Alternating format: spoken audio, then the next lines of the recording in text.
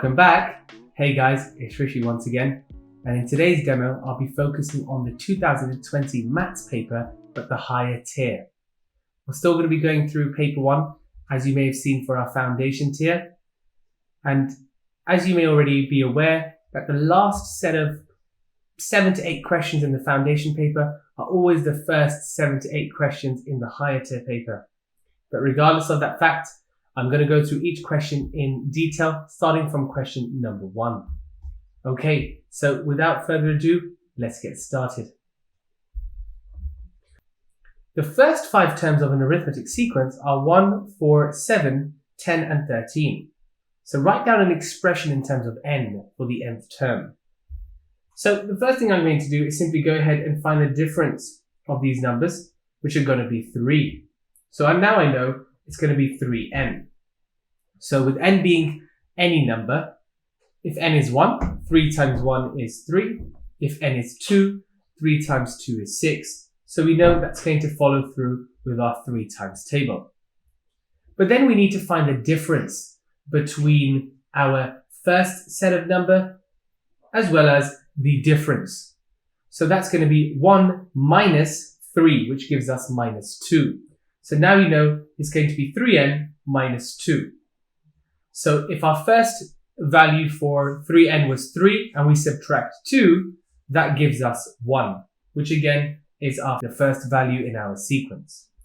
Again, if we have 6 take away 2, that gives us 4. Again, that's our second position in our sequence. And if we have 3n take away 2 for our third position, which is 9, 9 take away 2 is 7. And that again follows through with our sequence. So our expression in terms of n will be 3n minus 2. Let's now move over to question number 2. So this is a question based on fractions. So we need to now show and prove that this specific multiplication gives you 8 3/4. So the first thing I'm going to do is simply convert my mixed fraction into an improper fraction. So we have 2 1/3. And in order to do that, we need to simply multiply the denominator with the whole number and then add our answer to the numerator. So 2 times 3 is 6 plus 1 equals 7. And remember, the denominator has to remain the same. So I'm going to go ahead and do the same thing for our second one, which is 3 3/4. And then again, I'm going to multiply 4 by 3, which gives us 12. And then I'm going to add 3, which is 15. So that gives us 15/4. So now we've gone ahead and done that. Let's go ahead and put it together. So we've got 7/3 times 15/4. And now we can multiply these right away by just multiplying the numerators and the denominators, but we want to make our life easier. So what I'm going to do is find 2 numbers that are common, and that is 3 and 15. And I'm going to simplify those. So what I'm going to do is find one number that is common between 3 and 15, which I know is 3. So 3 divided by 3 is 1, and 15 divided by 3 is 5. So now that gives me 7/1 times 5/4. And by doing that, I can simply go ahead and multiply out my fraction. So 7 times 5 is 35, and 1 times 4 is 4. But that doesn't give us the answer 8 3/4. So perhaps we need to convert our improper fraction back into our mixed fraction. So let's go ahead and write that out. We've got 35/4. So let's see, how many times does 4 go into 35?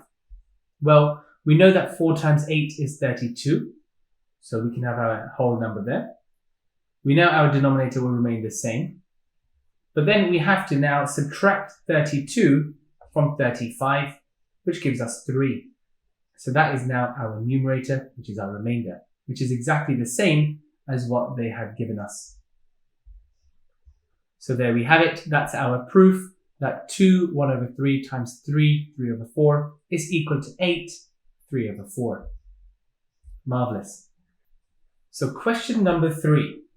In this particular question, we're focusing on quadratic graphs. So a quadratic graph is simply produced when you have an equation of the form of y equals ax squared plus bx plus c. where B and C can be 0, but A cannot be 0. And let's always remember that all quadratic graphs have a line of symmetry. And that is where, if we take graph D now, this simply focuses on a line of symmetry, which would be along this point here. We would have our drop point here, which is seen as our turning point. So let's go ahead and dive into this question. So they've given us 4 different equations and we need to match the graph here. So the first thing we're going to do is understand that graph A would be seen as our inversely proportional. And so that would be giving us a fraction. So we can state that our last equation is graph A. Graph B, on the other hand, is again going to be a negative because it's forming on the left-hand side. So the left-hand side of our x-axes are always negative. So again, we know that the first one is going to be B, which is minus x squared, whilst C, on the other hand, is the total opposite. So it's the reflection of graph B. So we now know that that's going to be a positive and it's going to be an x cubed. Which then brings us to our final graph, which is graph D, and we know that is going to be x squared. And some would also remember this as a happy face. So when you see a happy face, you now know it's going to be a positive and an x squared. Okay, question 4. So the diagram shows us 4 angles. And we need to find out the 2 angles that are congruent. So let's start off by simply understanding the information that we have. So the first thing we see is that we're given 2 of the angles in triangle A and 2 of the angles in triangle D. And we know that the angles in a triangle add up to 180 degrees. So by doing so, let's go ahead and subtract 55 and 45 from 180 degrees. So we know they both add up to 100, and we're going to subtract this from 180, which gives us 80. So now we know that our above angle here is going to be 80 degrees. And likewise, for triangle D, as we have angles 45 and 80, which is the same as triangle A, we know our third angle would be 55 degrees. And so by doing so, we now know that triangle A and D are congruent. So we can write that down right away. A and D. However, for triangles C and B, we don't have enough information to confirm whether they are congruent or not, despite having the same sides. Okay, question number 5. Sean pays £10 for 24 chocolate bars, and he sells all 24 chocolate bars for 50 pence. So let's work out Sean's percentage profit. Well, the first thing we're going to do is calculate how much he makes from selling these 24 chocolate bars for 50 pence each. So let's go for 24 multiplied by 0.5. So again, that's the half of 24, which gives us £12. So we know he made £12. But because he paid £10 for these, we now need to calculate our profit. And that would simply be £12 minus £10, which gives us £2. So if you remember the formula to work out the percentage profit is simply your change over your original multiplied by 100. So we have our change, which is going to be 2 versus our original, which is going to be £10. And then we're going to times this by 100. Well, we already know that 2 over 10 is 0.2. So if we times that by 100, that gives us 20. Or again, we can take another method where we simply have 100 and divide it by 10, which gives us 10, and then times it by our numerator, which is 2, giving us 20. So we now know that Sean's profit is 20%. Okay, question number 6. ADC is a triangle, and they've given us information such as angle EBC is equal to 148 degrees. So they've told us that A to E to D and A to B to C are straight lines, and EB is parallel to DC. So we now have to work out the size of the angle EAB. Well, the first thing we're going to do here is see if we have any patterns. So the first thing I've noticed is we've got a corresponding angle, and we know that they are all equal. So again, this is your F angle here, which means if angle D is 63, then angle E will also be 63 degrees. The second rule that we found out is that angles on a straight line add up to 180 degrees. So if your straight line is on angle B, we know 180 minus 148 gives us 32 degrees. So we've now got 63 for angle E and 32 for angle B. So how do we work out angle A? So because all angles in a triangle add up to 180, let's go ahead and add 63 and 32, which gives us 95, and then subtract 95 from 180, which gives us 85 degrees. So we now know that angle A is 85 degrees. And that is your E to A to B. So again, if we were going to write this out, the simple reasoning will be that AEB equals 63 degrees. And the reason for that is because corresponding angles are equal. The second reason for how we worked out angle EAB is that 180 minus 148 equals 32. And again, as you saw, angles on a straight line for angle B add up to 180. And then finally, in order to calculate angle A, we know that angles in a triangle add up to 180 degrees. Marvelous. I hope that question was clear. Let's now move over into question number 7. And again, just to reiterate, feel free to pause the video, attempt the question, and then press play where we can then go through the solutions together. Alright, so for question number 7, the table shows us information about the heights in centimeters of a group of Year 9 girls. And the stem and leaf diagram shows us information about 15 Year 9 boys. So we've got our girls and our boys. And it's now asking us to compare the distribution of the heights of the girls with the distribution of the heights of the boys. So let's take a look here. So from the key, we can infer that 15 line 8 represents 158 centimeters. So the first thing we're going to do is simply start off by seeing who's taller on average. So from reading the table, we know the greatest height of the girls is 170 centimeters, but for the boys, it's 182. So by saying that, we can simply state our first point will be that the boys are taller on average. The boys are taller on average. And the second thing to now point out is to see what their median is. Is the median height greater for the boys or greater for the girls? So again, we know that their median is 165. Let's now work out the median for the boys. So what we're going to do is simply go ahead and cross out 1 from each end until we get to the center.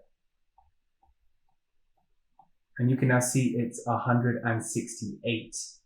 However, for the girls, the median was 165. So we now know that their median height is also greater. And then the next thing we're going to also go through is to see their range. Well, how do we calculate the range? Well, the range is simply your greatest height subtracting your least height. So again, we know 170 take away 150 gives you 20 centimeters. However, for the boys, we have 182 subtracting 158, which in total would give us 24.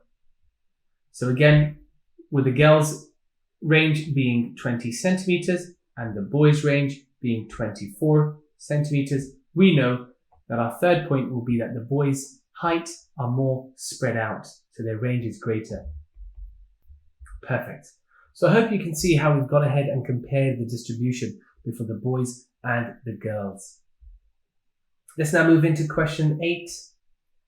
In this question, we've been shown a prism that's been placed on a horizontal floor. And so the prism has a height of 3 meters and the volume of the prism is 18 meters squared.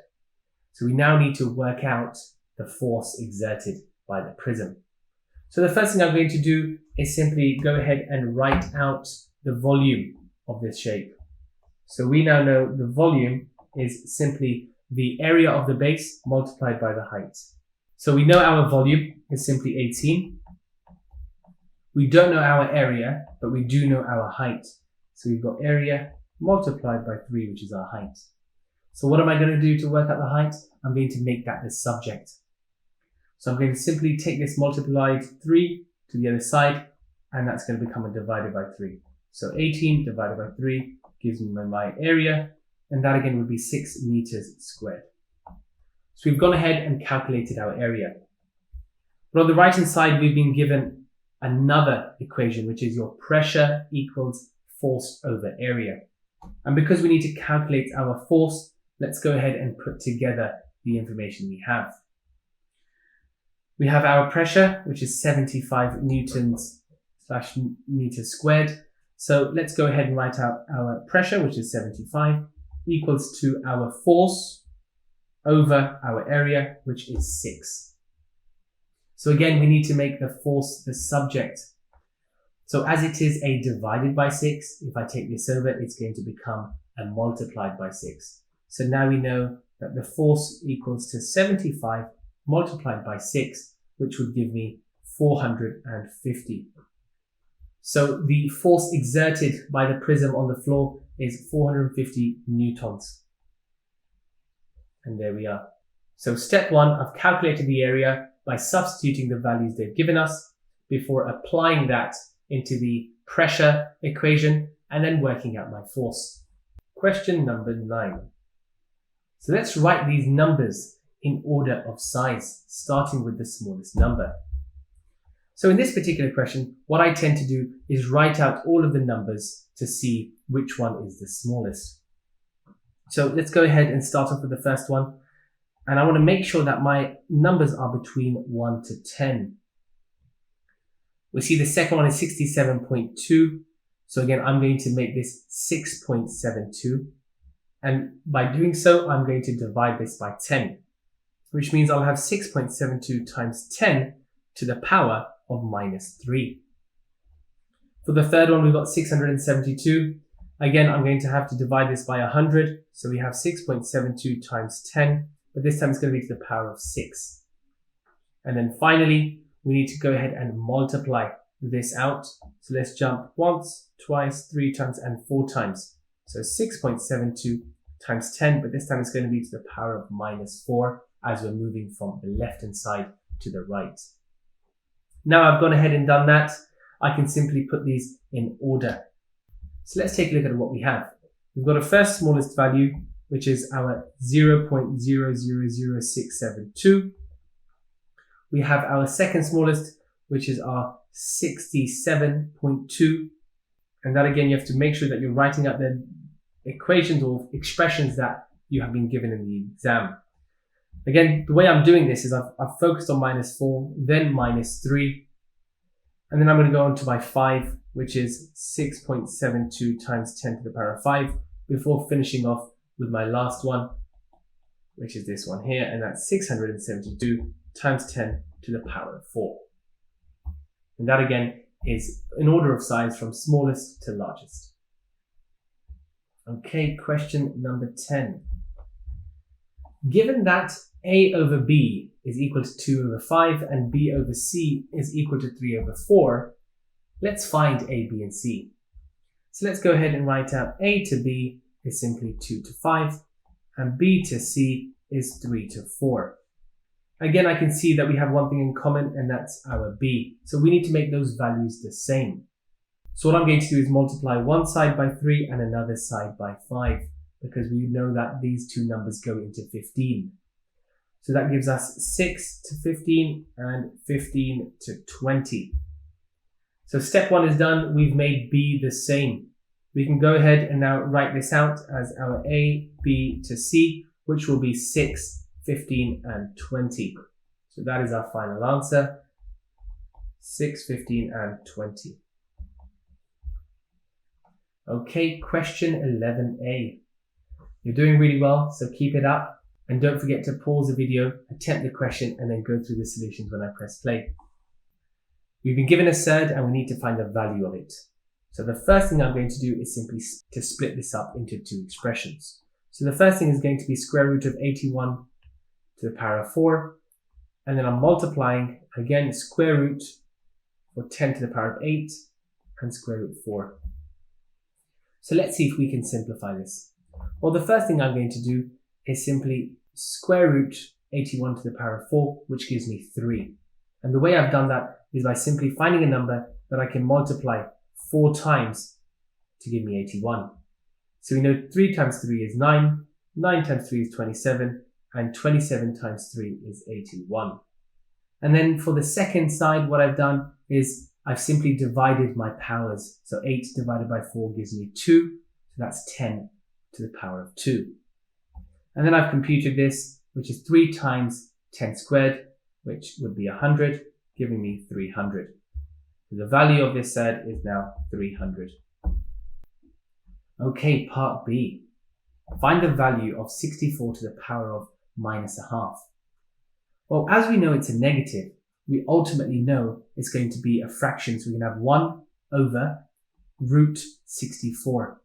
And that root has come from the fact that our denominator is 2. So again, if we square root 64, we're going to get 8. So our answer would be 1 over 8. Okay, part C. So we've now been given a fraction and we need to write this as a power of 3.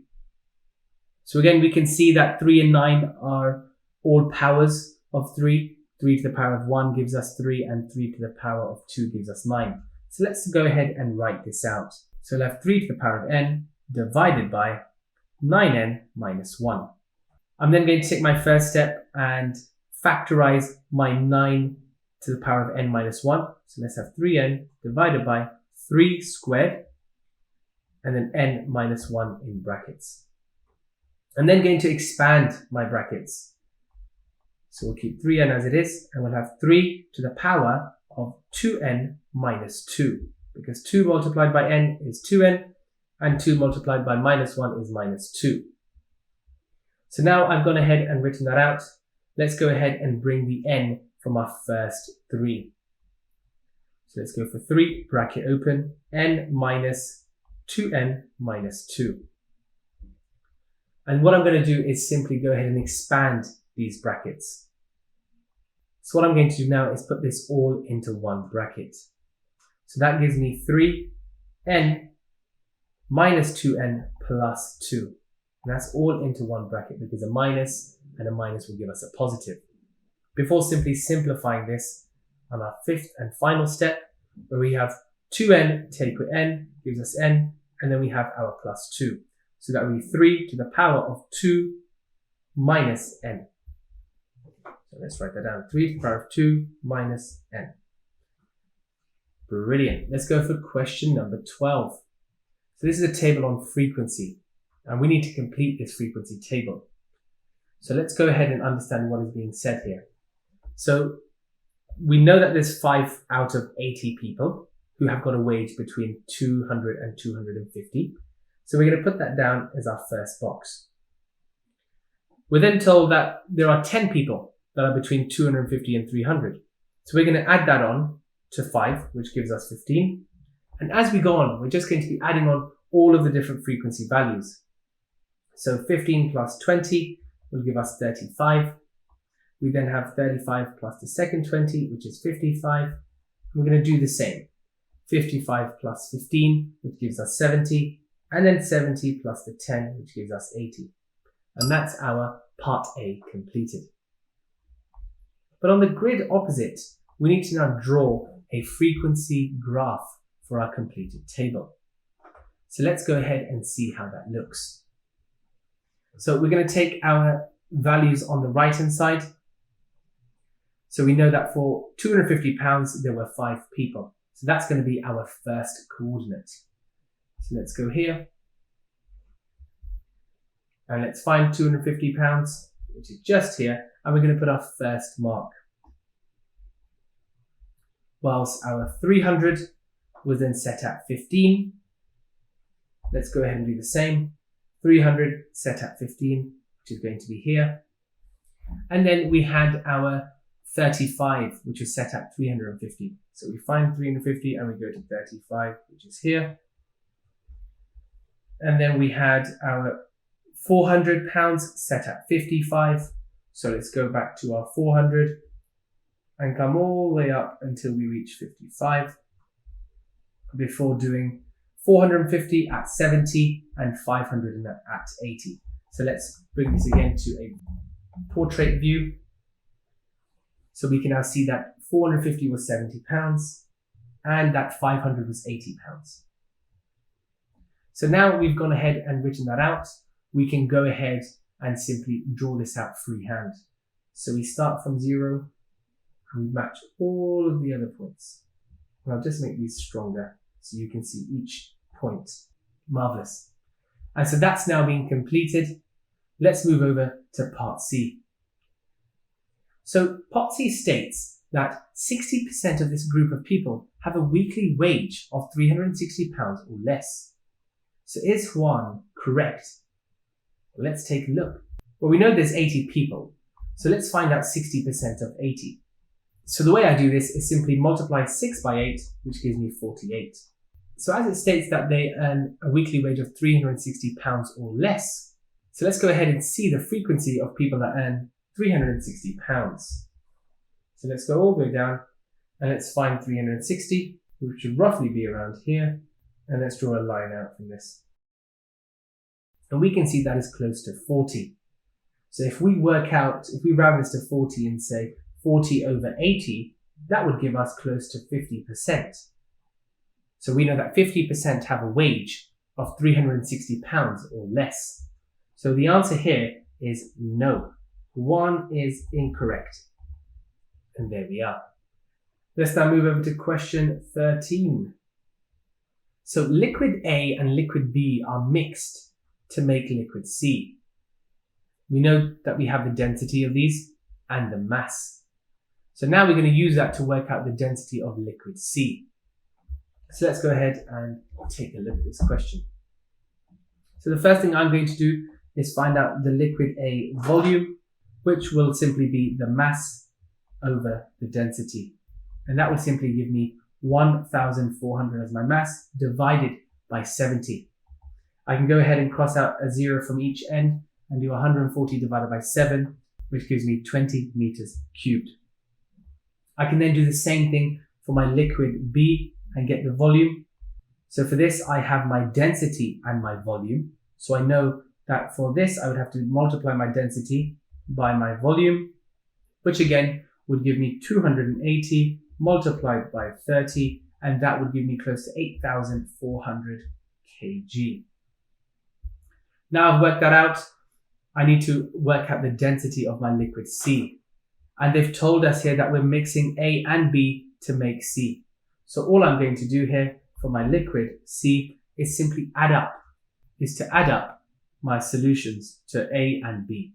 So we've got our 1,400, which is our mass, plus the mass here, which is 8,400, and we're going to divide this by our volume. So we had 20 plus 30. So we now know that's 9,800 divided by 50. And again, we can simplify this. So let's write this out.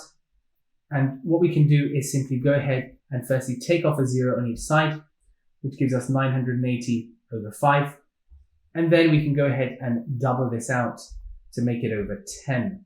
So that again would be 1960. And if we divide 1960 by 10, we get 196. And that is our answer.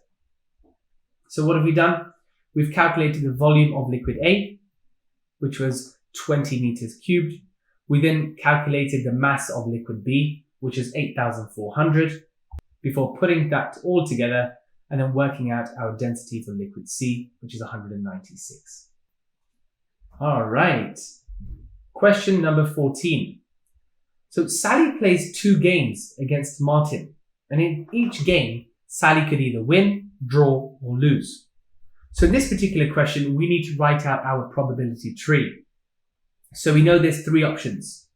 So let's go with win, lose, or draw. I'm going to put this in red.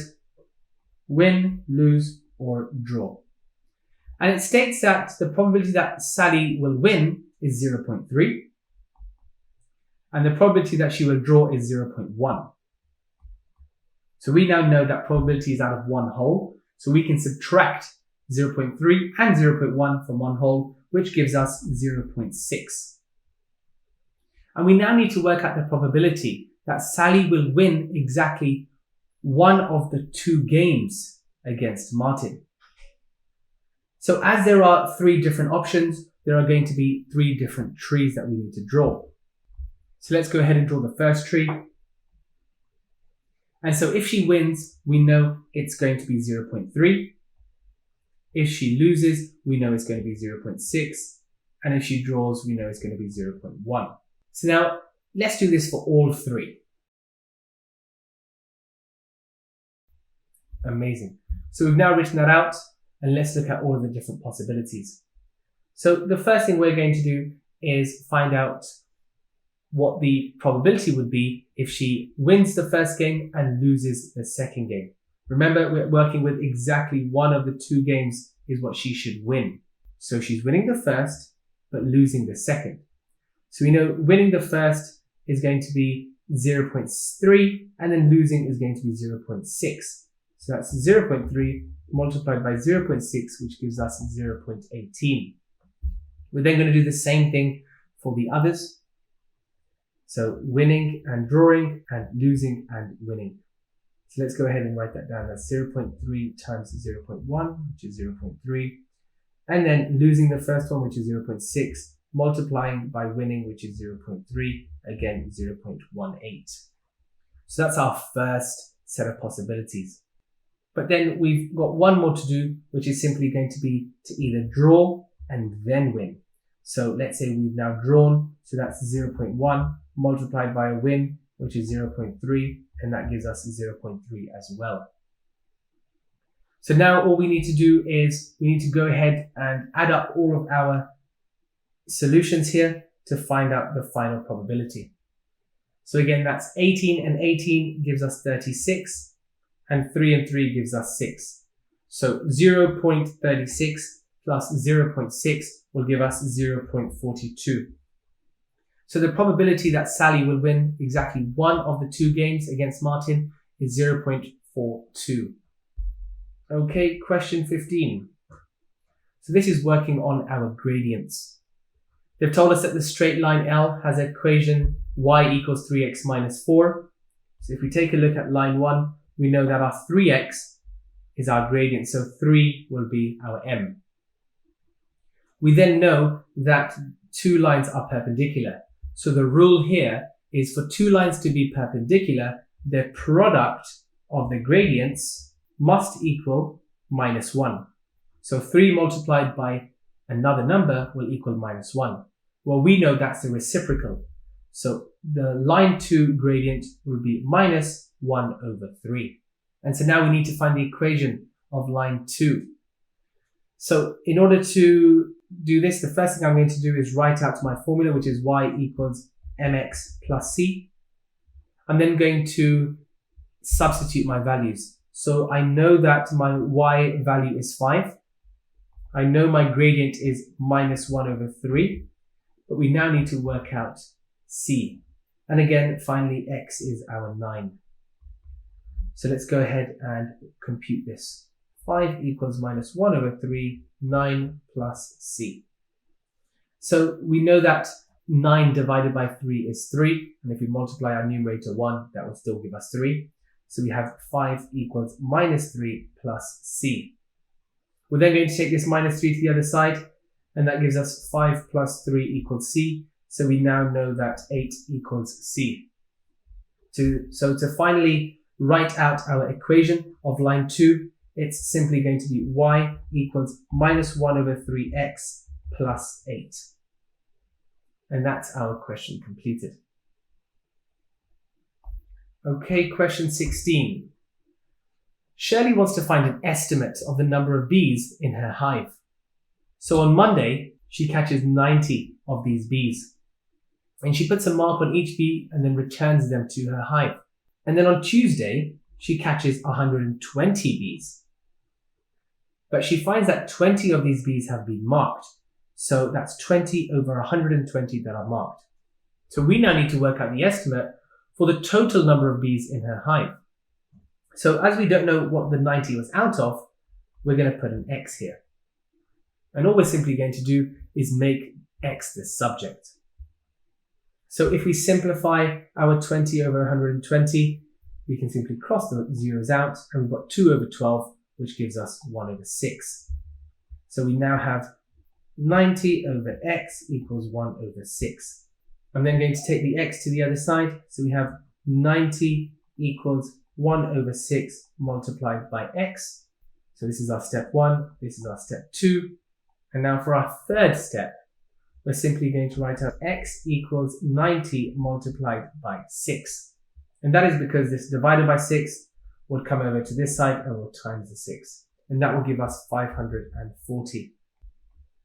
So now the estimate for the total number of bees in a hive is 540. But hey, question B states that if Shirley's assumption is wrong, explain what effect this would have on her answer to part A. So she assumes that none of the marks had rubbed off between Monday and Tuesday. So if that would be the case, that would be an overestimate, which means that the answer would be too high.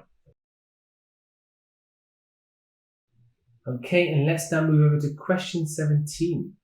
We're almost done, so keep up the great work. I hope you're pausing the video in between to attempt it for yourself before pressing play for us to go through the solutions.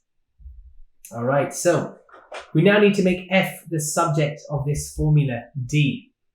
So the first thing I'm going to do is simply take the denominator to the side of d. So we have d, bracket open, f minus 4 equals 3, bracket open, 1 minus f. I'm then going to expand the brackets and then simplify them. So we have df minus 4d equals 3 minus 3f. So that's my expanded done. I'm now going to simplify this.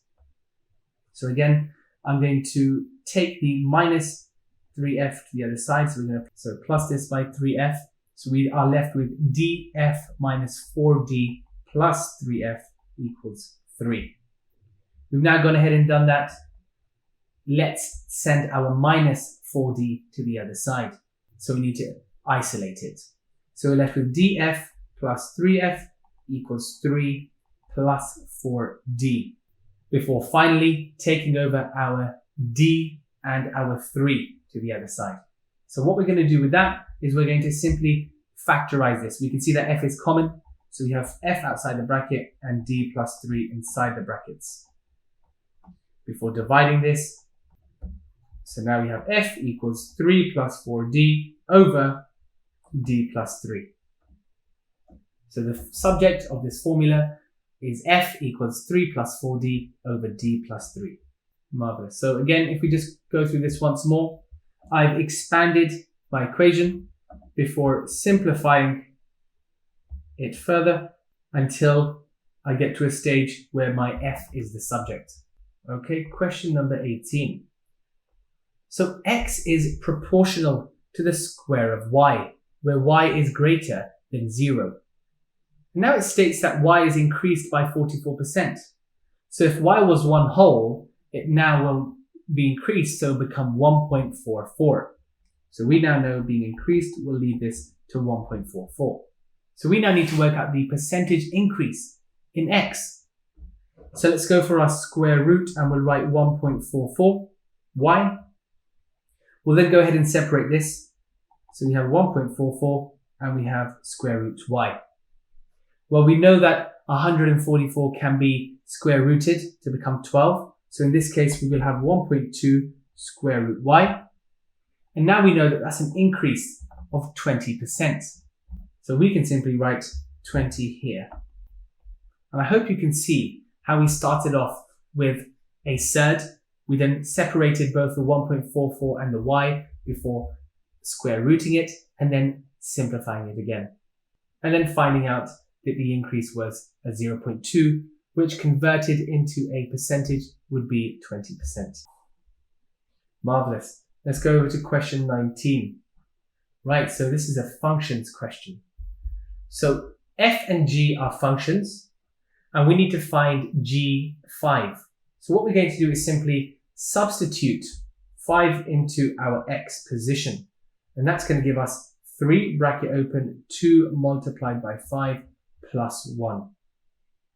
We're going to follow Bigmas here. So we know 2 times 5 is 10, plus 1 is 11. So that will give us 3 bracket 11, which will then give us 33. So we know our answer will be 33. But let's now go ahead for part B, and that asks us to find GF. So again, let's go ahead and start off with F9, and the answer to F9 will be used in our G. So we know that's going to be 12 over square root of x, which is going to be our 9, and we know that's 12 over 3, which gives us 4. We're then going to substitute this as we did in our part A. So now we have G4, and again we're going to go for 3 multiplied by 2 in brackets 4 plus 1. We know to compute the bracket here, 2 times 4 is 8, plus 1 is 9. So 3 bracket 9, which then will give us 27. So part B will be 27. However, for part C, they've asked us for g to the power of minus 1. So this input for the inverse function will be the output for the original function. So we know our g is 2x plus 1. So let's go ahead and write that out. But this time we're going to start off with 6 equals 2x plus 1. And then we're going to expand our brackets. So we have 6 equals 6x plus 3. We're then going to minus 3 from both sides. So now we have 3 equals 6x before making x the subject. So we now know that 3 divided by 6 will give you a half. So x will equal 1/2. So question number 20. So we now need to show that this fraction can be written in the form of a plus root 5 over b. So Surds is our main topic here. Let's go ahead and simplify our numerator. So we have a root 180. We know two numbers that can be multiplied by this will be 36 and 5. So we have 36 and we have 5. And we know that 36 is a square number, so that gives us 6 root 5. So we can now write 6 root 5 minus 2 root 5 over 5 root 5 minus 5. Okay. The next thing we need to do is rationalize the denominator. So I'll simplify this to 4 root 5. And when we rationalize, that means we multiply our numerator and our denominator by our denominator. So it's 5 root 5 plus 5. Remember now, when we're rationalizing, the minus 5 is coming to the other side, so they're both going to be positives. So we know that 4 times 5 is 20, and we know that root 5 times root 5 is 5. And then we know that 4 root 5 times by 5 is 20 root 5. So that's our numerator done. So for our denominator, we know that 5 times 5 is 25, and root 5 times root 5 is 5. We'll then do 5 times 5 again, which is 25, and the minus root 5 times a positive root 5 follows with our root 5. We then multiply our minus root 5 by 5 root 5, which gives us minus 25 root 5, before finally multiplying our minus root 5 by 5, which gives us minus 25. Brilliant. So let's now simplify our fraction here. We know that 20 times 5 is 100 plus 20 root 5, which will give us 100 plus 20 root 5. We then simplify our denominator, and we know that we can cancel out our 25 root 5 and 25 root 5. We know that 25 times 5 is 125 minus 25 gives us 100. So let's simplify this further. Let's write out 100 over 100 plus 20 root 5 over 100. So we can simplify this to 1, and we can divide both sides by 20, which gives us root 5 over 5. So our answer now will be 1 plus root 5 over 5. Okay, question 21. DEF is a triangle. And so in this vectors question, we need to use a vector method to prove P to Q is parallel to F to E. Well, let's go ahead and start off with the information they've given us. We know that F to D is A. And we know that P is a midpoint.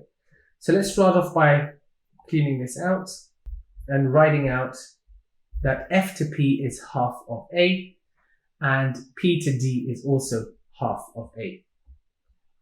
We also know the direction that it's going in.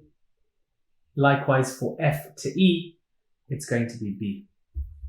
So now we've written that out, let's go ahead and start out our vector process. So I'm going to start off with writing out D to E. And we know in order to get from D to E, I need to go through D to F and F to E. So now again, I'm going D to F and F to E. So let's go ahead and write that out. So we now know that's going to be a minus A plus a B. So now that I've gone ahead and done that, the next thing I'm going to do is work out D to Q. So to work out D to Q, I'm going to have a minus a half A followed by a half B. And the reason I've done this is because I know that Q is a midpoint of D to E. And then I'm going to follow through with P to Q. And now in order to get from P to Q, I know that I have to go from P to D, which is going to be my half A. I then know that I am going to have to follow through with my D to E, which again was minus A plus B, but this time it's a midpoint. So that's going to give us a minus a half A plus a half B. So remember, plus DE. So now I've gone ahead and done that. Let's simplify this, and we know we can cancel these out, so we're left with a half B. And so now we can say that PQ is therefore a half of FE, because we know that FE is B and PQ is a half B. Therefore, this is parallel. So let's go through these steps once more. I started off by working out the vector method of D to E. Again, in order to get from D to E, I've gone from D to F and then F to E. I then calculated my D to Q. And what I've done is I've gone from D to P, which is minus a half A, and then I've added my half B. And then I followed through with my P to Q. And that's simply my half A minus my D to E, which is minus A plus B, but because it's a midpoint, I've divided it by 2. Okay, we are almost done. We're on the second last question, 22. So the diagram shows two shaded shapes, A and B. And they've given us a range of different information, and we now need to work out the value of X. So the first thing I'm going to do is dive into the area of A. And as we know that this is a sector of a circle, I'm going to write 45 degrees over 360 pi. And I can add up the radius, which is going to be a combination of 3x minus 1 and 2x, which will give me 5x minus 1, and I'm going to square it. And then I'm going to subtract the shaded region from this. So that's going to be a minus 45 over 360 pi, and then in brackets 3x minus 1 squared. So now I've gone ahead and done that. We're going to work on the area of B. So B is a circle, and I know that the diameter is 2 minus 2x, so the radius has to be half that, which is 1 minus x. So I can simply go ahead and write out pi r squared, which is going to be 1 minus x squared. Fantastic. So now we've written that out, let's go ahead and simplify this. So we've got 45 over 360 pi. We have 5x minus 1 squared minus 3x minus 1 squared. And that equals to our pi 1 minus x squared. And again, that is because the area of shape A is equal to shape B. So let's go ahead and write that out here. We've now done that. Let's go ahead and simplify this. We know that 45 over 360 can be simplified to 1 over 8. We'll go ahead and expand our brackets. And now that we've gone ahead and done that, let's go ahead and expand them right away. Okay, so let's now expand these out. We know that 5x and 5x gives us 25x squared. We know that 5x minus 1 is minus 5x, and again minus 5x, and then minus 1 and minus 1 gives us plus 1. We then do the same here. 3x and 3x gives us 9x squared, and that gives us minus 3x and minus 3x, followed by a plus 1.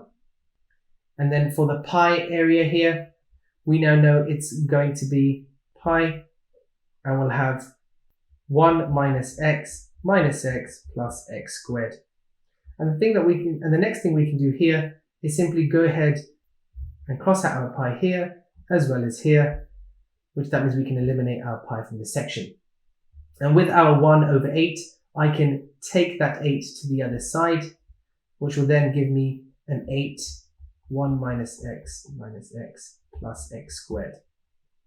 So now I've written that all out, let's go ahead and simplify this.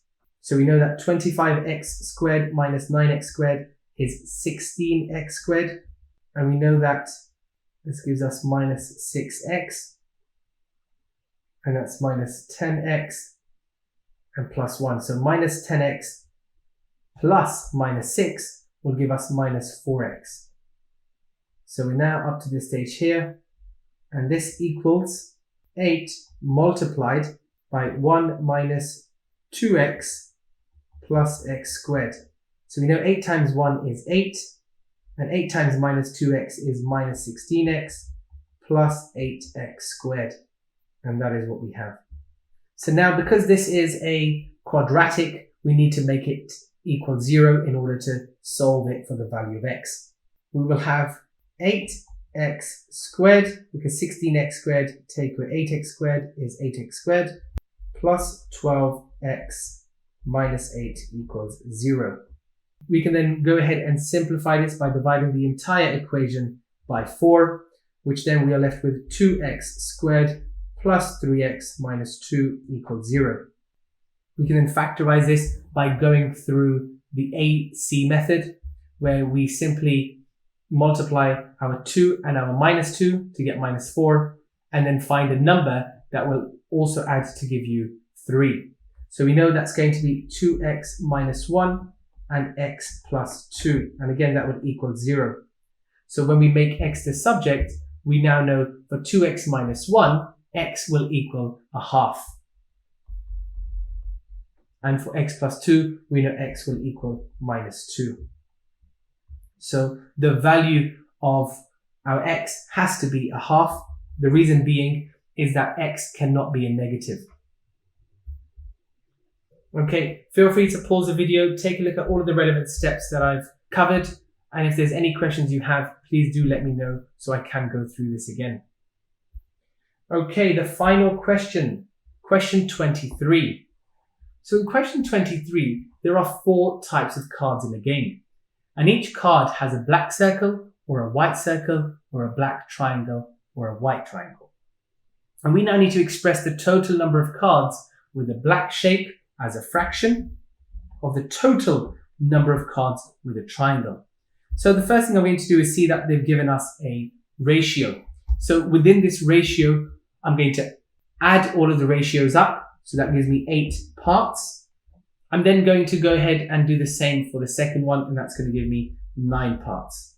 Now I've gone ahead and done that. So we're now going to multiply these by each other. So 8 times 9 and 9 times 8. So let's go ahead and write out our black shapes versus our white shapes. And that's simply going to be our 3 to 5. But because we're going to multiply it by 9, that's going to give us 27 to 45. So now we know that our black shapes is going to be 27 as our total number. We'll do the same thing now for our circle and our triangle. So again, we're going to be given 2 to 7, and with these we're going to multiply them by 8. So that's going to give us 16 to 56. So now we know that for our triangles, it's going to be 56. So expressing the total number of our black shapes, which is 27, and our total number of our triangle, which is 56. So that in a fraction will be 27 over 56. Marvellous. That now brings us to the end of our exam paper. I hope that was clear as to how I went through each individual topic in detail, going through the steps as to how we can work them out. Please feel free to comment below if you have any suggestions on what you would like to see more of, and if there's anything in particular you would like me to focus more on. I hope you have a great day and I hope you enjoy our videos. See you in the next one.